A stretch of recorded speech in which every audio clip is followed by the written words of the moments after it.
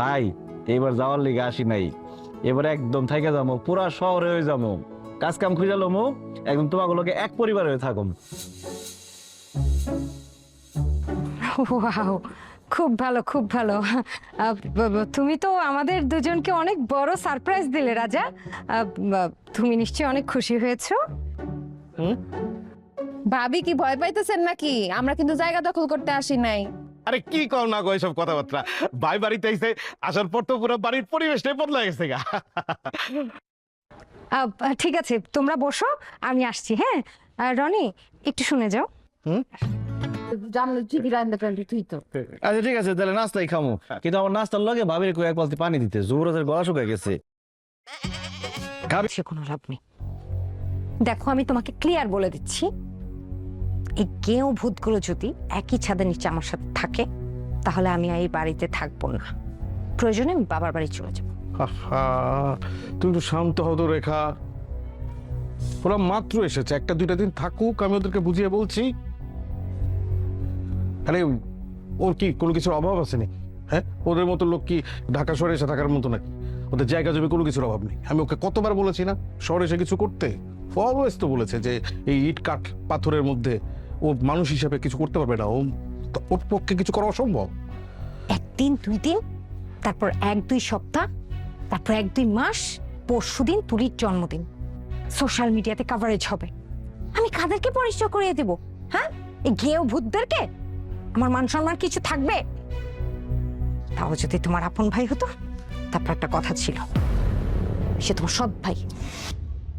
আস্তে কথা বলো রেখা, রাজা যদি শুনতে পারে তাহলে বিশ্বাস করো ও কিন্তু কেলেঙ্কারে বাঁধিয়ে দেবে। তাহলে কি করব? সত্যকে সত্য বলবো না? সৎ ভাইকে সৎ ভাই বললে দোষ, তাই না?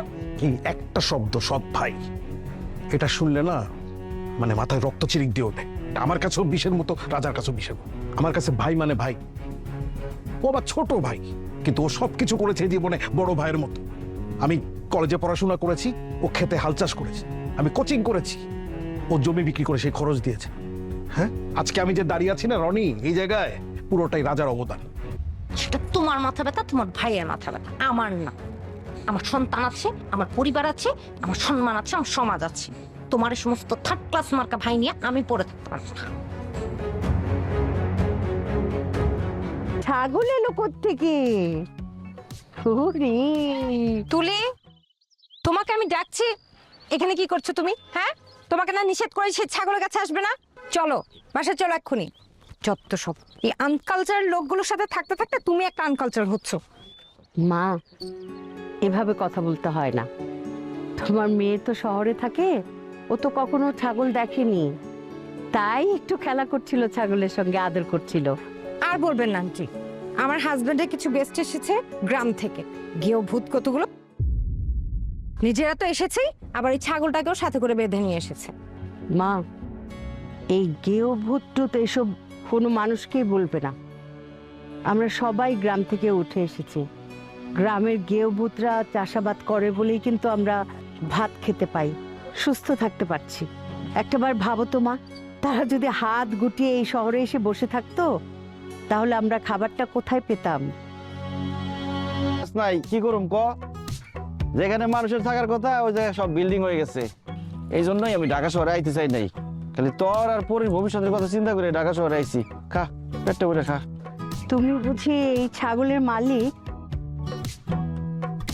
ছাগলের মালিক আমি কেমনে হবো? এই দুনিয়ার সবকিছুর মালিক তো আল্লাহ।